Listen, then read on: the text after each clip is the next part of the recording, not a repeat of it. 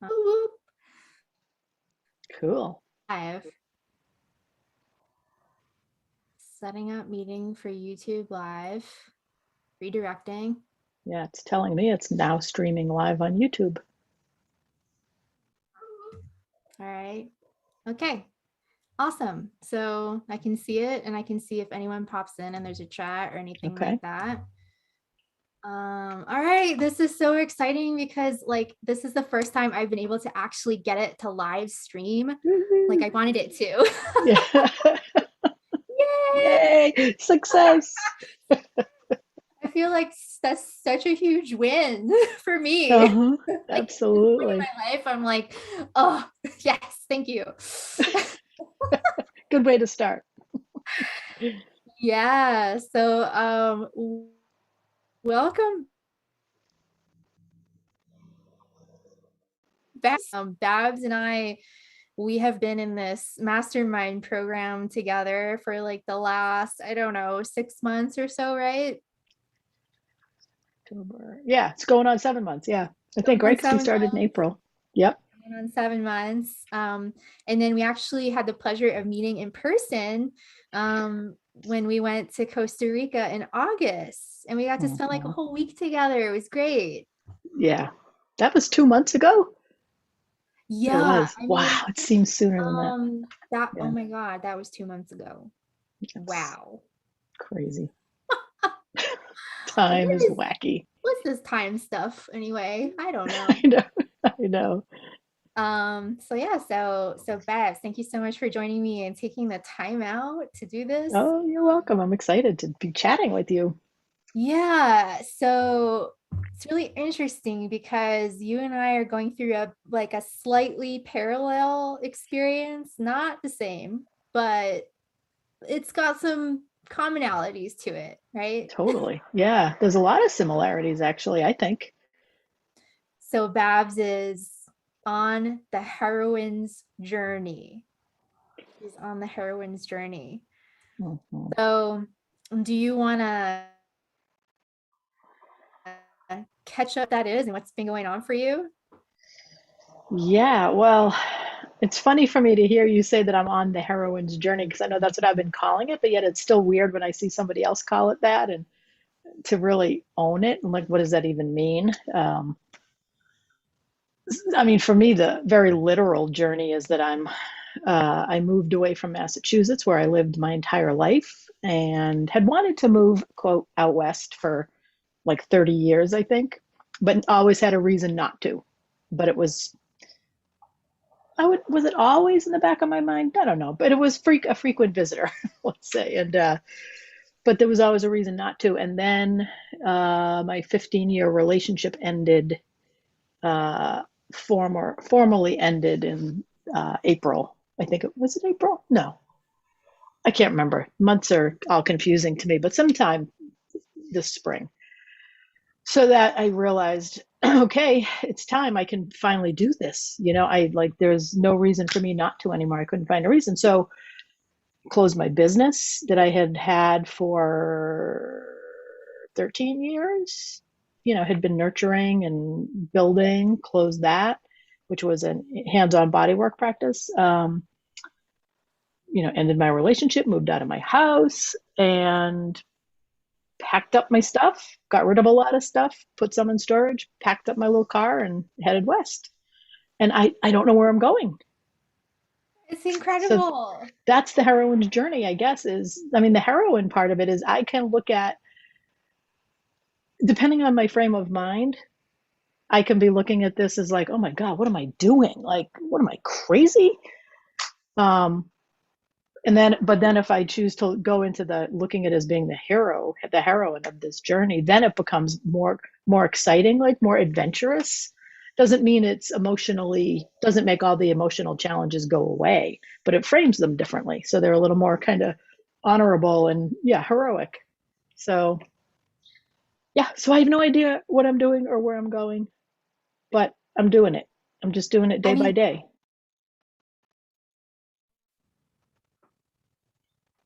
like when you think about it, does anybody really know what they're doing or where they're going? Like, I don't think anybody really knows. Or I You're think people might think they know, but there's always that unknown, right? Because I was actually talking, I had lunch with a friend today out here, and we were talking about that. And I said that, like, I don't know where I'm going. And then I was like, I guess nobody knows. But I mean, when you're in a relationship, when you have a home, if you have a family, if you have a job, you kind of know for now what Mhm. you're doing, and there can be the idea or perhaps even the illusion of long-term stability. Right. Although I don't know if anybody, I think that illusion might be one of the things that's kind of crumbling throughout this pandemic, right? Yeah, because all of those things can be taken away technically. Like let's say you have a home, it could like burn on fire. Yep.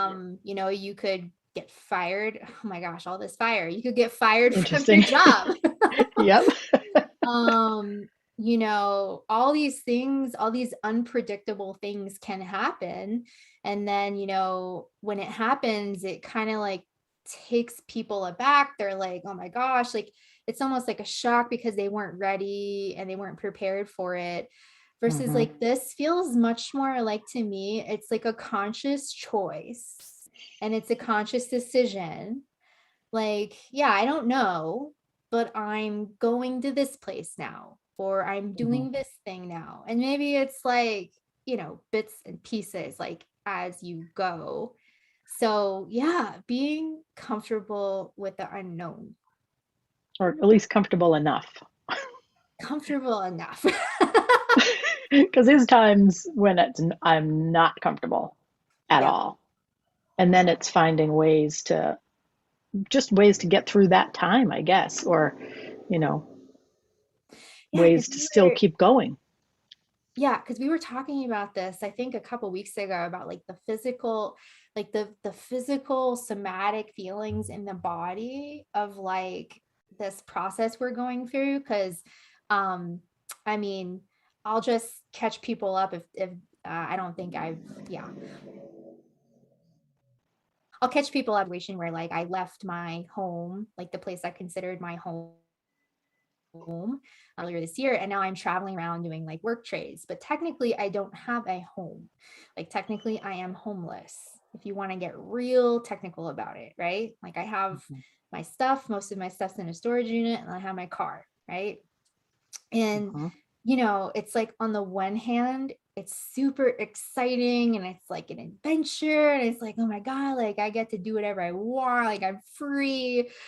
And then on the other hand it's like completely terrifying, right? And the physical stuff that was like showing up in my body was crazy. Mhm. It was so intense. Like Yeah. I've been having lately, it's kind of settled down a little bit, but at first I could describe it as like a restlessness as I was like trying to fall asleep, like just this like discomfort in my body. Like I didn't feel safe and I didn't feel like secure. I was like, I don't know. It's hard to put words to it. Yeah. Well, it's kind of fascinating how the body has its own response to what you're doing, right? It's like your body's having its own experience, you know? Yeah. I know because I'm not now I can't, it's hard for me to fall asleep. My mind keeps going. And I know all I've been a body worker for decades and learning all the stuff and mind body stuff. But it's like when you're doing something like this, it's like the unconscious part of the nervous system that gets activated, right? And all the stuff it touches on. For sure. For sure. Yeah. The Yeah. nervous system is like, what are you doing? Like, Hmm. what's going on? We don't know. Right. That reptilian, that like limbic system, right? Safe or not? Am I safe or not? Yeah. Yeah, but I mean, you were telling me that a lot of people you were telling about this, like how inspired they were by what you're Yeah. doing. Yeah. Lots of people were super. I could just see it in their eyes, like that's so inspiring. I had one friend, this was so powerful. When I told her, you know, um, she she said that she was like, "That's so brave, that's so inspiring." And she started crying because it was like she was so inspired. She would love to be able to do something like this, but she believes she can't. Mm, It's not available to her. She feels too much responsibility, and so you could just see like, oh, I just wish I could go do, and it was heartbreaking that she had this wish to do, even just to come out west and go somewhere, but then you could just see her shut down, like, but I know I can't. And I was just like, but the only one stopping you is you, sweetie. I know.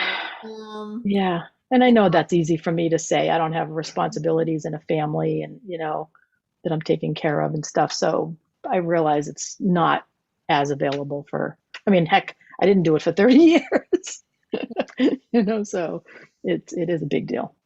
yeah, everybody's kind of on their own journey and on their own timeline. And yeah, I mean, I would imagine if you've got kids, if you've got a family, I mean, that adds like an extra layer to it. Yeah. Like I think you and I were both kind, we don't really have those responsibilities, so it's Right. perhaps a bit easier for us to do this. But Hmm. yeah, it's interesting because so this work trade that I'm doing, I found it through this website called Workaway that a friend of mine had told me about, and I've mentioned it to like a few people just in passing and in conversation, like mostly strangers, and they're just like, what is that? Like you can tell they're interested, like there's something that's like tuning them into that and they want to know more. It's been so fascinating because there's this thing happening now, like a lot of people are coining it the Great Resignation. Oh, interesting. I That's hadn't what it's, heard that. yeah. You could, Huh. like, there's YouTube videos about it, the Great Resignation. And pretty much everywhere I go now, I'm seeing hiring signs everywhere. I mean, it, like, nobody wants to work, Hmm. Yeah. at least, not in a way that doesn't bring them joy and pleasure. And I think too is the work culture, especially here in the United States, is just horrible.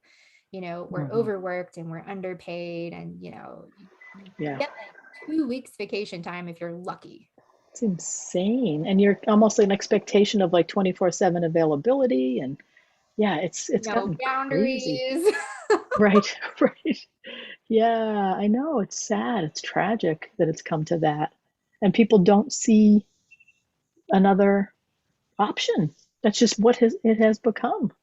Yeah, because I remember when I was kind of going through my ordeal and I was talking to you, and I was like, oh gosh, like, my ego, my mind is going straight to like, oh, just get a job, get a job Yeah. and get an apartment and do like all the things that you would typically do. Hmm.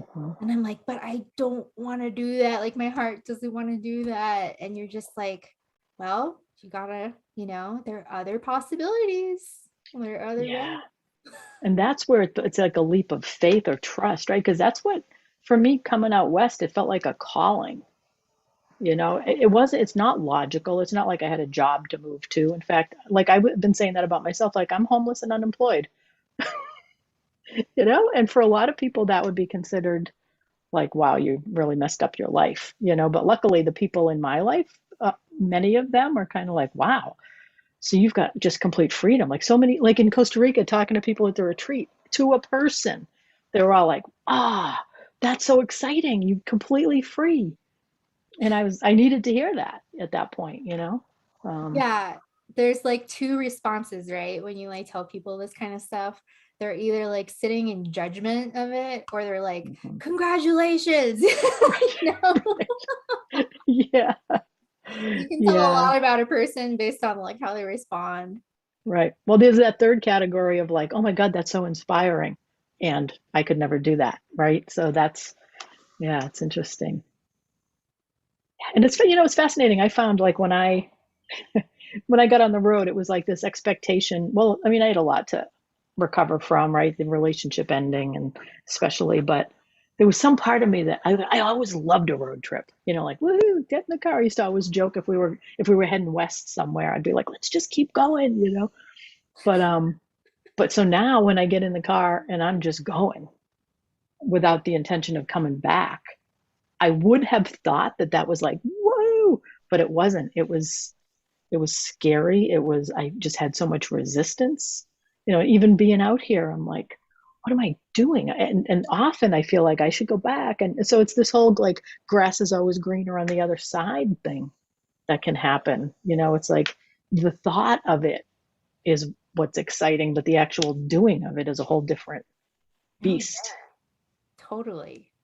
And a big lesson for me lately has been, um, there's this whole, we seek things outside of ourselves when really everything we need is inside. And home is really, it's here. It's right Yep. here. Like it doesn't matter where you are. Home Right. is within you. And that's been a huge one for me. Do you feel that, would you say? Do you really feel like you've embodied that, or is that more a theory or an I'm idea? still working on it. If I have Hmm. to be honest, I'm still working on it. And I also really do strongly believe that humans need other humans. Like, Totally. I Yep. don't, we're social creatures. I don't think we're supposed to live alone. The way we're living is not, it's not how we're supposed to be living, with everybody separated the way that they are. And so yeah, I am, starting to put it out there for, for tribe and my people. And obviously, like I've got, I have met people who I consider my, like my soul family and my people, but like I guess ideally I would love there to be like a physical location with some Hmm. land and growing our own food and living off the land and being sustainable and something like that, like an intentional Hmm. community. Um, yeah, I would really love something like that. Did I tell you that I'm starting tomorrow? Actually, is the first day. It's a 4 week or 6 week, I can't remember, course in how to find your intentional community. No, wait a minute. Yeah. Hold, stop the presses. Okay, what is this? Well, there's a website, I think it's called intentionalcommunity.com or something, or Okay, yeah, ic.com. yeah, yeah. And on there, they said that they had a course coming up on how to find. They have several courses actually, like how to develop an intentional community. Um, Something about, there's all different. There's like 6 or 7 different courses, but one of them was how to find your intentional community. So I was like, so I signed up. It starts tomorrow. It's on all virtual, obviously. Whoa. And so I will share with you what I learn. I'm curious to see what Whoa. comes up out of it. It'll be more information. It'll be more possibilities that I don't know about right now. And Yeah. Oh my gosh, I should look at that. I'm like, I wonder if it's too late. that's a good question. I don't know. You look at when we're done, jump on and see I if there's still will. space. Oh my gosh, that's Yeah, fascinating. I wish I had told you that sooner. It didn't even Oh, it's occur to me. okay. No Oh, worries, no worries. yeah. Yeah, because I know that there's communities like listed on that website that I've seen, I've looked at. Hmm. And I have a feeling though too, like there's a lot of communities that aren't listed, that aren't, Yeah. because well, it gets tricky when you think about, starting to think about these communities and like who would live there and like the vetting. Like, I hate to say that like we can't just accept anybody. Yeah, I um, know. but you want to have like, I guess really you want to share some basic principles or Hmm. ethics, maybe Yeah. like something where you guys are like on a similar page. Yeah, well, and for me, the word intentional kind of captures what I'm wanting, and that implies the ability to be intentional, which to me implies that you're conscious, that you're not being primarily driven by your unconscious behaviors and unconscious beliefs and all of that, right? I mean, all of us have them, no matter how much work you've done, they're still there. We're Yeah, such complex beings, but for sure. um, I think a lot of people don't even know that it's a thing to live from a place of consciousness, Right. which then makes you being able to be intentional with how you live. And Yeah. so that to me, that's why the intentional community piece is so vital. But you're right. I mean, I think my sense of them, without really knowing anything, is that you're living in community. So there's more interaction. Many of us live in a house in a community, but how much interaction is there really, right? Yeah, In nobody a knows any. regular living. Whereas I think the intentional communities, there's much more communal type living, more group decision making and stuff like that. So I think the personalities become more mm, impactful, let's say. So if there's any issues, which there always will be, because humans always are going to have, right? Because we're For all human. sure. Um, but it's just a question of how well can it be worked through versus what are the projections and the triggering that the person's not able to address at its root. And you don't want people acting their stuff out on each other, right? You want to be able to know that your stuff's going to come up, but you can manage your stuff Yeah. and then be clear when you're interacting as best as you can. Yes. Like Yeah, owning your that's the stuff, idea. Mm-hmm. taking responsibility, taking personal responsibility. Yeah. Yeah, and like you said, there's always going to be stuff that comes up, but it's how you work through it. Mm-hmm. Um, and yeah, definitely not. I wouldn't want like unconscious projections happening like that. It's just like Yeah. like a different level of consciousness. Not to say it's bad. It's just different, Yeah. you know. Yeah. And Yeah. yeah, I think it would feel really good to be supported by other people who are on like a similar, who are in a similar space like Yeah. that. Yeah. Because I think we are. I mean, we're relational beings, right? Mhm. Just by our nature. So we've become so fragmented, I feel like, where it's like it's the nuclear family, and then, the, and that's, I don't know, there's problems with that. Like the multi-generality piece, multi-generational, whatever, however that is not always there, which I think we've become very disconnected from community. Most definitely. Yeah. Um, there's that saying like it takes a village, and Yeah. it really does. I mean, I think it used to be the case where there'd be like a community of people, and as a child, you'd have many different parents. Like, yeah, you'd have your birth Yeah. parents, but like all the adults would kind of be like parents to you or aunts and uncles or whatever. Versus now, it's like, you have these one set of parents, and you better hope that they're doing a good job. Yeah. And that's a lot of responsibility on the parents, right? Like, good Lord. It is. Yeah. It is. Yeah. And like I was actually told growing up, this was a thing that was ingrained in my mind, was that all you have is your family. Like your blood family, that's all you have.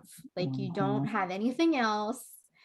And um like it's just crazy to think about how that, like, that's manipulative in a way, right? Because it's like Yeah.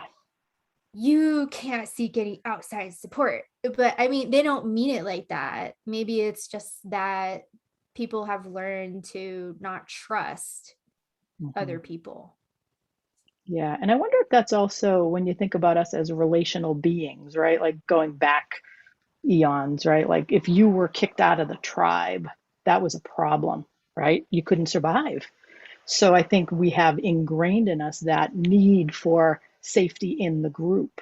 So I wonder if that's like an offshoot of that, because I grew up with that too, very much. My dad was very, it's family first, family first. You drop anything for your family. And, my mother, similar. It's like her primary, I would even say only social structures are family, like her siblings, as well as us, her kids. And yeah, I don't know. That's certainly not my world, boy. I've got I cherish my family, and I've got like a huge family of friends, that it's so vibrant and rich and amazing. So I mean, that's part of me coming out west. I've got like I'm staying with a friend here in Southern California, and there's a whole bunch of people from Costa Rica that were on the retreat that are here, right? I had 10 people at my birthday party last month, and friends in Northern California, friends. So I mean, I'm so blessed with that in my life. And it's the idea of community, that expanded community, right? Um, yeah, there's so many different layers to community, because there is the actual living environment too, that ideally community. And then the layers of your community going out. Yeah, and now with the technologies that we have, it's like really Right? like there's no limit. Like the Zoom unity community. Zoom unity. Yeah, that's right. Yeah. Seriously, seriously, like with the internet, like I know people all over the world now. It's crazy. Yeah. Isn't it Um amazing? And like some of my best friends I've met off like social media platforms. Mm, It's yeah, it's nuts. And like we connect in a way and they see me in a way like that my own blood family can't, right, you know? right. Some people will like judge that, and say like, "Oh, meeting somebody off the internet, like you don't know them." It's like, "No, I do though. I Yeah. do, you know. I know them from a long time ago if we want to get Mhm. real serious about it." Yeah. Yeah. It's such an, because I've been thinking about that too as I've been traveling and like, leaving everybody that I knew back east, my all my family, my friends that I've known for decades. Or yes, I can still keep in contact with them. Um, it's not like the wagon train days, like where once you were gone, right? Yeah. But also thinking about like I've got friends here that I've only known for about 3 years. Like back home, I've known people for 30 years, right? Here, I've known these people for like not even 3 years, and they feel like soul family. It's an interesting thing. It's not duration of time that you've known someone that determines the depth of your connection with them or the knowing, right? I mean, there is the benefit of history, right? When you've got a lot of history with somebody, you kind of have a sense of how they're going to be in certain situations, um, but I don't know. It doesn't determine the quality of the connection. It's It not about sure duration. doesn't. Yeah. Sure doesn't. Because I had a couple of relationships that I had to let go of that, I think I was one of the reasons I was holding on to those relationships was because of the history. It's like, Hmm. oh, we've been through so much together. And, it's convenient when you can be like, oh, remember that time? And they're like, yeah. And, you know, Yep. Yeah. um, but then if you're growing and then they don't want to meet you and they don't also take the opportunity to grow as well, you Hmm. just kind of like you start to like Yeah. miss each other now. It's like Right. a They grow in a different direction, maybe. Yeah. yeah, Different pathway. Yeah. so it's just like a lot of misfiring, a lot of like confusing communications, and it's just Yeah. you were this totally different person when you met them years ago, Yeah. and you're just a different person now. And Hmm. that, like, I wrote a whole post about that, but Mm. that can be especially Yeah. hard to let go of those types of relationships. Yeah. And I find that like people that I've known for a long time, like I think I played softball back in college, and then out of college I played for many years. So I've got this whole group of softball friends that, we had so much history together and so much uh, fun together and so much engagement together. And I don't see them as much now, but yet when we get together, there's still that kind of camaraderie and deep love for each other. Um, when I'm going through a really hard time, they probably wouldn't be the people I would go to because that's not the relationship I've had with them.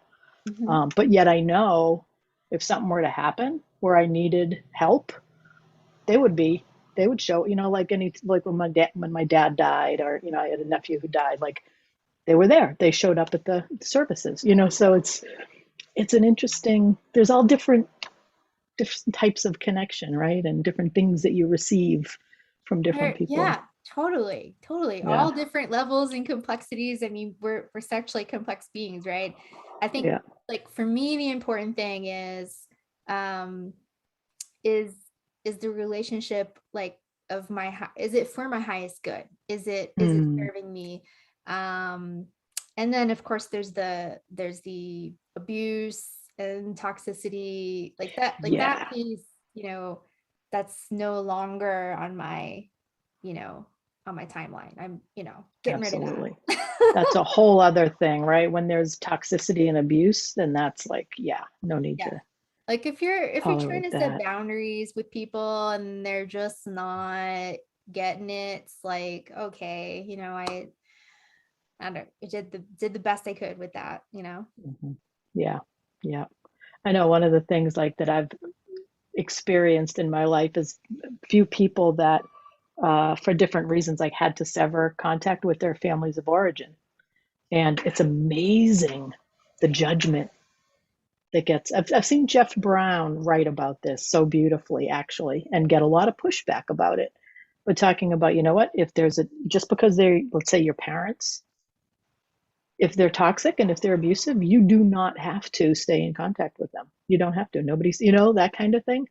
I know somebody that happened. Her, there was, difficult history, let's say, family wise. And so for her mental health, she had to sever contact with her mother and her brother and could not, for her own survival, she could not interact with them. And so her mother came to a point where her mom was sick, elderly, and was starting to fail. And she had the neighbor called her, one of her cousins called her and was like, "You have to come. You have to come. She's your mother." And she was like, it was such an act of power, and it was so amazing for me to witness her and her power, just being able to resist that and saying, like, you know what, I can't, I can't, I can't, I won't do it, I can't. It's amazing. And not, I think there's not a lot of people that could do that. The societal pressure is so strong, right? But they're your mother. But yeah. Yeah, yeah. And I think Mm-hmm. that like that whole thing points to like something like much deeper that I've been seeing, especially with these times, is the ability for people to agree to disagree, the Mm-hmm. ability for people to respect other people's choices, and really understanding sovereignty and what that is. Like, allowing other Mm-hmm. people to experience their journeys, to live their lives, to make their own choices, and to do what they feel they need to do that's best for them. Mm-hmm. You know, Is that how every you define sovereignty, Leigh? Is it like sovereignty being like, this is your life, you live it the way you need, I can respect that? Or how do you define sovereignty? I mean, how I would define it is just like standing in your personal power, that you're a free being, able to make your own choices and do what's Mm-hmm. best for you. Mm-hmm. And that you know that, and that is standing in your personal power. Yeah. That is, again, like coming back inside and knowing that only I know what's best for me. Only Mm-hmm. you know what's best for you. Yeah. And yeah, we can like ask for advice when we want it. And but yeah, at the end of the day, it's like you've lived this whole entire life, and your lens, like the way that you look at things and experience things, is totally different than everyone else. Like, we Yeah. are all connected, but at the same time, we're all very unique in that way, Absolutely. you know? Yeah. So that's why I try to really encourage people to make their own choices if possible. Like, I know people want Yeah. to, and I used to be like this too. I would want someone else to like make the choice for me, or I'd ask a whole bunch of people, and then, take, it's almost like taking a survey, if you will, and Yeah. like, okay, what was the most common answer? Okay, it was D. Okay, I'm going to do that. Like, you can't, but you can't do that, because then if you're living your life like that, you're like living based off of other people's understandings and other people's dreams. And then at the end of the day, like, you sit there and you wonder, like, why am I not happy? Well, it's because you're not actually listening to your own heart. Yeah. Yeah. That's why. That's so good. Yeah. So many people are so disconnected from their own hearts, right? And their own wants. I mean, that's a biggie. I remember a couple of years back having a business coach she had a writing prompt, and her writing prompt was very simply, I mean, she had more than this one, but this is the one that I still, many of them I do, but this one especially, it's just, what do I want? And what do I really want? And then just keep on going, and it's fascinating. It's a difficult exercise for many people to do. Somebody asked me today, well, what are you looking for? What do you want? And I couldn't answer him. As far as this move, as far as moving and where am I going to move to, what do you want? I was like, I honestly don't know. I mean, I have a sense of a feeling that I want. Um, but I just, I was like, I don't know, but I think I'll know it when I feel it. And I don't know if that's a cop out or if that's true. It's hard to know, you know? It's always worth asking yourself the question and just I think I need to do some journaling with that question. Yeah. Yeah. um Yeah. yeah, and I totally relate to that because for the longest time I had no idea what I wanted. I was so Mhm. lost. I didn't know what I wanted to be when I grew up. Like I had no idea because growing up that wasn't a thing. I didn't Right. get to have wants and needs. Mhm. Like that wasn't a thing. I was just like enmeshed into my family, and it was like, you know, whatever the parents wanted and said, right? Yeah. So first, like coming into myself, like, oh, like what do I want? And that's probably one of the most important questions that you can ask yourself. Um, Mhm. and just like continuing to go back into the heart space, and continuing to ask yourself that question. Yeah. And like you said, the journaling, just writing Yeah. about it, thinking about what you used to enjoy when you were a child, like Mhm. what used to bring you joy, what was fun. Yeah. um, it's a good place to start. Absolutely. There's so many layers to it. Like, what do I want? Like, I want $1 million. Like, most people would probably agree to that, right? Or I want, I don't know. There's so many different possibilities. I want world peace. That Right. I want. So there's so many. Yeah, it's and it's interesting. and yeah, and I think too, like sometimes I feel like I'm like following the breadcrumbs sometimes, Mm, where it's totally. like, okay, what's like one thing I want like right now? And maybe I could like try that out and see if I like Hmm. that, you know, Yeah. like the situation that I'm doing right now, like traveling and doing work trades and all that, like that was something that I wanted to try and experience and, see how I liked it. And an intentional community, like that is something else that I, well, for right now that I want. I'm planning on actually I did finally reserve my dates. I'm going to Pachamama. I'm supposed to go in like early March. Oh, wow. And so I'll probably be there for, I'm guessing, about like 2 or 3 months. Oh, wow. And they're like a pretty well established intentional community. So I'm hoping to learn a lot Hmm. about, whether or not that's a right fit for me, and seeing like what things I like about it, what things I don't like about it. Yeah, so that's Mm, exciting. But I that is really exciting. think, because so many people that I've talked to in this community have said intentional community. Like the one thing, like, what would you do with $1 million? I'd buy a piece of land and start building on it. Hmm. That's a very common answer nowadays. Yeah. Yeah. It is interesting how this is happening. Seems it's part of the shifting, this massive shifting that we're going through based on everything, based on the pandemic especially, but everything. I think a lot's been leading up to this. Oh yeah. Yeah. Oh yeah, Yeah. lots of big changes. And I think over the next like 5 to 10 years, we're going to see a lot of communities popping up all Hmm. over. Yep. Yep. And a lot of the systems that we're used to, are going to be shifting. Yeah. Much needed. Hmm. Much Absolutely. needed. I'm just like Absolutely. sitting, like sipping my tea, um just Hmm. when's that gonna happen? Right. Right. Yeah. The healthcare system, the financial, the economic system. Yeah. Government, political, all Yeah, of them. none of it, They're all none of little. it, none of it's sustainable. And Mhm.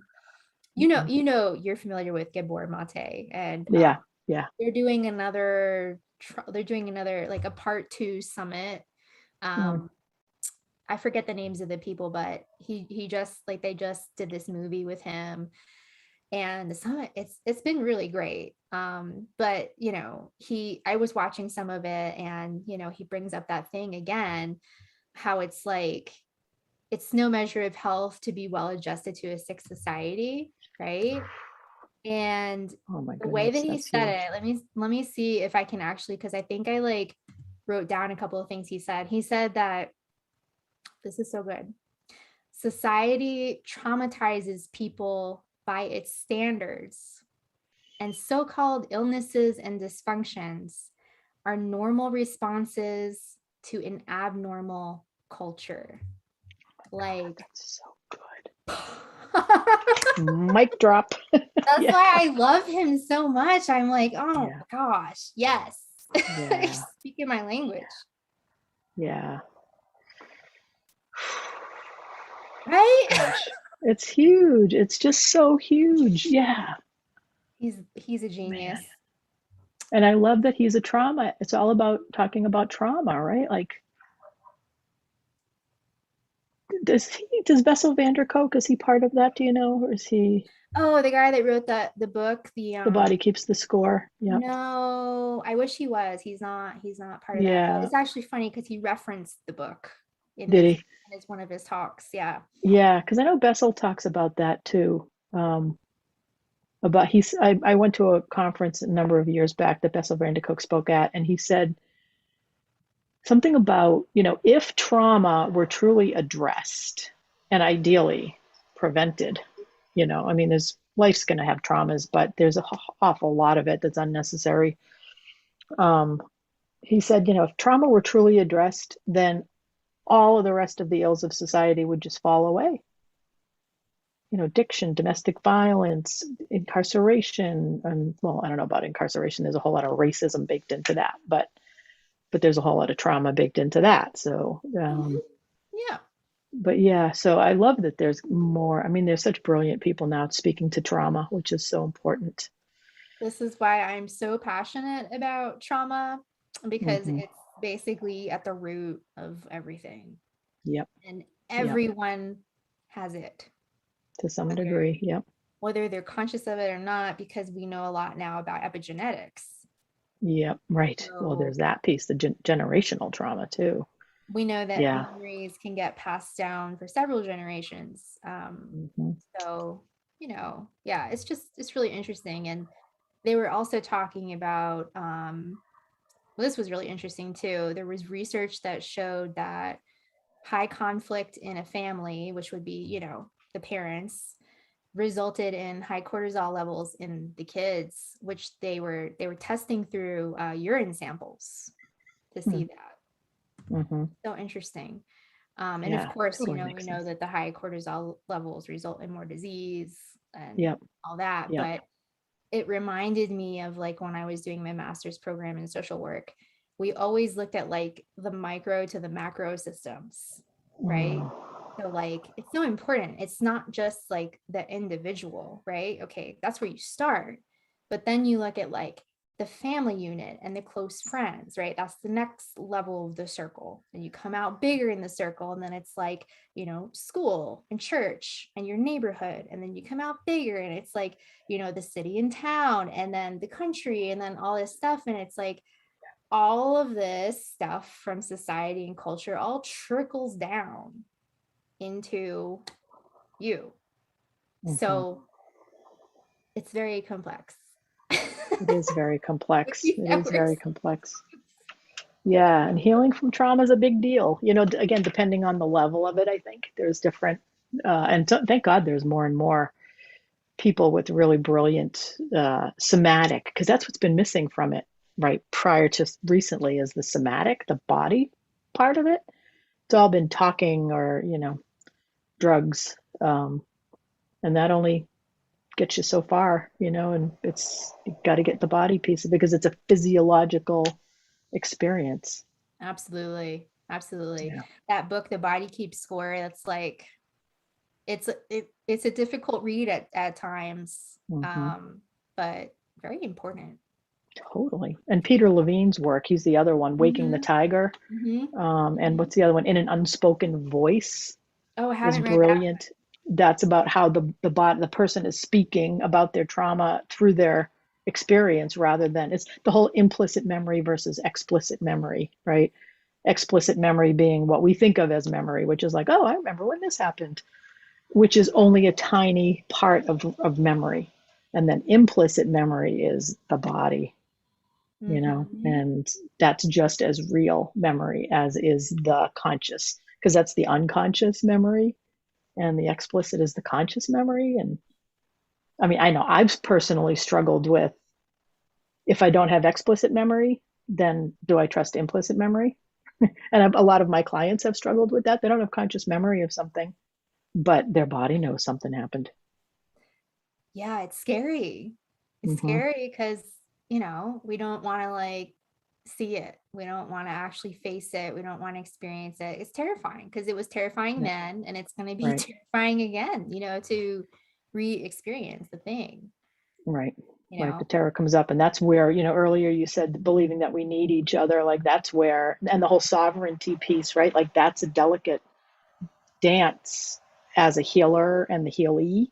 Like there are times when you need help as a trauma survivor where you need the healer to get you through stuff, where it's not that sovereignty goes out the window, because it doesn't. A good healer is going to recognize you as a sovereign being who right in this moment needs help, Yeah, as and I opposed guess to, oh, you poor victim that I need Mhm. to rescue. It's very, very different. And I guess I see like I would see as a sovereign being like recognizing in yourself, yes, I need help. I absolutely Hmm. need help and it's okay and asking for it. Yeah, yeah. Which is, yeah, ideally you do that. I know for myself personally, there are times where it's because that's an empowered stance. And I know for me with my own healing, there have been times where I've not been able to access that, Mm, and I've been fortunate to have really good healers helping me that were able to usher me through that, but not from a disempowered way, in a way that disempowered me. It was always in a way that was empowering. It's a real skill that some people have, but it's absolutely. tricky. It's tricky. Absolutely. Absolutely. Yeah. So, Hmm. Babs, I know that you have a special thing coming up. I don't know if you wanted to announce it yet. Oh, my Babs Blabs. Yeah. Well, heck, I'll announce it. I don't know what the time frame is on it, but yeah, I'm gonna start doing I think it's gonna be a podcast, like not an interview series, because it's not gonna be a finite number, like a summit or anything. And it's just gonna be similar to what you're doing, but um, the theme of it, because Babs is not only a nickname for Barbara, which is my name, but it stands for Badass Baseline Safety, which is a whole other story. That would be a whole conversation unto itself. And that's my journey of healing from my trauma, from baseline fear to baseline safety. So I want to have conversations with people, both who have personal stories of that journey. And I've talked to a number of people. When I mention it, they're like, oh, that's been my journey. Oh, that's been my journey. But also people in industries that are choosing to do their job or their business in a way that's not fear based. I mean, so much of what happens in industries like agriculture, like, oh, we have to use the pesticides or else we won't have the yield, and we have to do it this way or else, and that's killing the planet. It's killing us all. So people are transitioning to more of a safety based way of doing things that's more in alignment with the earth. And I want to talk to those people. And I also want to talk to healers and others that are doing work with helping people go from fear to safety. So yeah, so I'll be starting that sometime, probably the first of the year, around there. But yeah, Babs Blabs. So exciting. Probably be YouTube and then podcast. Yeah. So yeah, I'm excited Okay, about good. it. So there will be like it'll be a podcast with the visual component too. Yes. So I think I'm going to have a YouTube channel like you have, and then take the audio of it and have it as a podcast on all their various places. Yeah. Oh my gosh. Yes. Woo! Yeah. I'm looking forward to it. I know it's going to be some juicy I'm so conversations. excited about that. And you're like such a natural too. I remember at our retreat in Costa Rica, you're just a natural at interviewing people. Um, Yeah. and I think I learned through my recent interview series I did over the summer, like I give I give mad props to anybody who can interview because it is an art. It is not easy. Hmm. Hmm. Not, not something that came as easily to me. That's why I kind of like the more like, organic casual conversation type flow. But yeah. Yep. Yep. Because you know where I think it came from for me, where I have that skill is from my years of being a like a body worker or a physical therapist. And the first time someone would come in or on the phone talking to them to get their story and what do they need, sort of Mhm. asking the questions that drew them out where Yeah. I could learn about what would be helpful. So I think that's probably why I feel comfortable doing it. Yeah, because you probably had to do like some digging, right? It's like you'll ask Yeah. and then they'll kind of answer, but like not really. Right. So your listening skills, it's about listening and then coming up with the next question based on what you've heard and maybe hearing a little something in there that you want to explore deeper. Yeah. Well, that's so exciting. I love Yeah. that. I love that project. Yeah. And I love like the name is so catchy. Babs Blabs. I know. It's great. It's like it was just Yeah. like meant to be, you know? Yeah. That was my sister that came up with that name sort of jokingly. Right. And then when I just jokingly said it in Costa Rica, you guys are all like, oh my God, what did you say? That's awesome. So yeah, that's when it really took off, took a life of its own. Yeah. Yeah, that's awesome. It's Do you funny how things have happen. I know you're talking about like the types of people you want on the show. Like, do you have anyone in mind that you Well, the first I've already invited one person. I just need to reach back out to him. Is a guy down in Costa Rica actually who was a coffee grower. That town of Tanis that we were in, they have like 1,500 coffee Oh, growers, and we went and did. Some of us had stayed a couple days later, coffee and tour. we went and did a coffee tour at this coffee plantation. And he's fourth generation, family owned, fourth generation, and were had been doing it just conventionally, which conventionally means a lot of pesticides, monoculture, only the coffee plants and kill everything else. And they only use, I think it's either 2% or even maybe 0.2% of the coffee plant to get the coffee beans.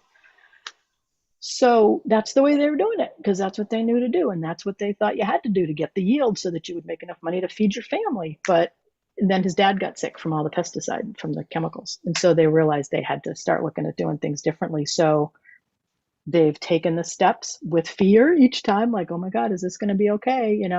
To the point now where they initially lost, I think it was something like 50% of their productivity dropped at first, but now they're like well beyond where they ever would have been because they're not monoculture anymore. It's a much more sustainable. It's organic. They're not using any chemicals, and they're not wasting the entire plant. They're using it for things. So it's this beautiful, to me, story of going from that fear base. Oh, we have to do it this way too. You know what? Wait a second. To walk around this plantation, it's like vibrant, alive, and there's fruit trees, and it's just amazing. So Oh my yeah. God, So I was just what a beautiful metaphor for like the possibilities of what can happen when we step outside of our fear, right? totally, totally, yeah. And they wouldn't have done it without, and this is often true, right? Wouldn't have done it without those reasons. Like, oh, the dad got sick. Oh, we better stop using the pesticides. We better stop and watch the chemicals. And then, oh, now our profit's gone down because forget why. It was like that transition period, and then they were like, okay, what else can we do? So they had to get creative. What if we start making marmalade with the fruit that's around the coffee bean? So they made this marmalade that's delicious. I didn't know there was such a thing as a coffee fruit, but there is. Wow, So that sounds yeah, amazing. yeah. So the Sorry, I man that missed that. he was great. I know he was one. Well, when you maybe if you go to Atenas when you're back in Costa Rica, you should go. It was wonderful. Yeah, but Yeah, and that I would will be have him. I will interview him, and you'll be able to hear his story firsthand. awesome. Yeah, and I think that would be so cool too for, other farmers or, Yeah.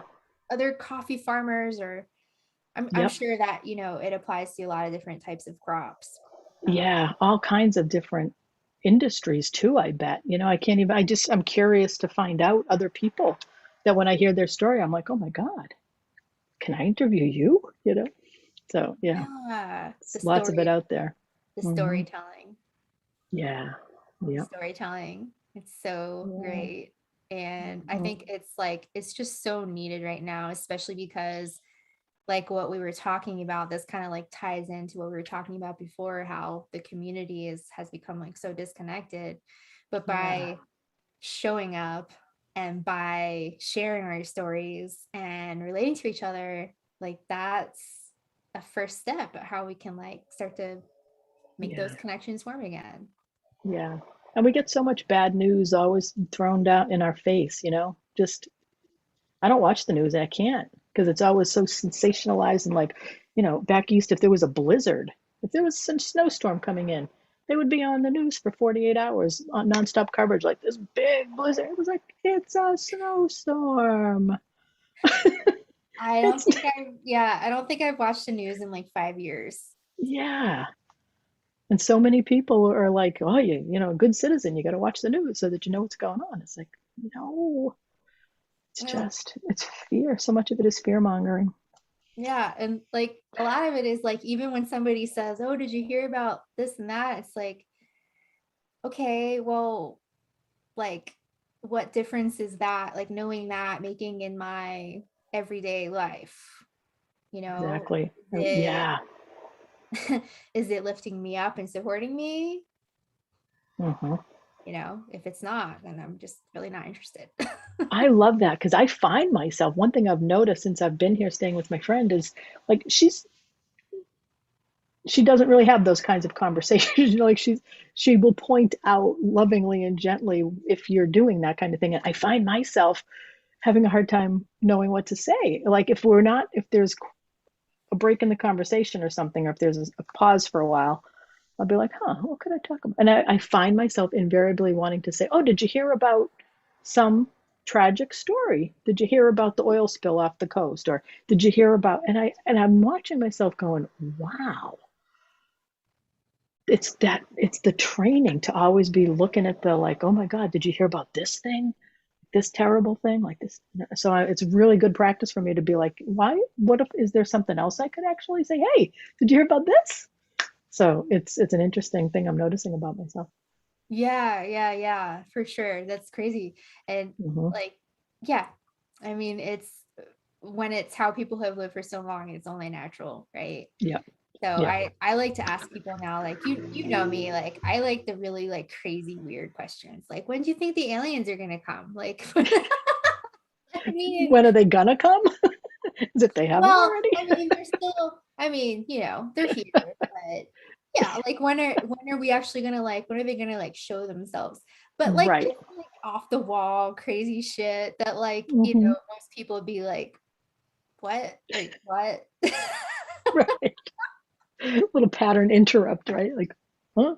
Yeah. Yeah. Hmm. I like the crazy Wow. questions like that. That's fun. Well, so if people want to connect with you, what's the best way for them to do that? I think my website, which is barbaragosselin.com, And I'll link to that in the get comments that in there. Yep. and And or that's just being in the switched. description. I'm sorry, I'm so used to Yep. Facebook. In the Right. Put it in the comments. Yeah. Yeah. So barbaragosselin.com, and then you can sign up for my newsletter there. And I'm in the process of redoing my website to get Babs Blabs up there, and my also Babs in the Heroine's Journey Facebook page is another way that you could connect with me. Just Facebook, Babs in the Heroine's Journey, and then just follow.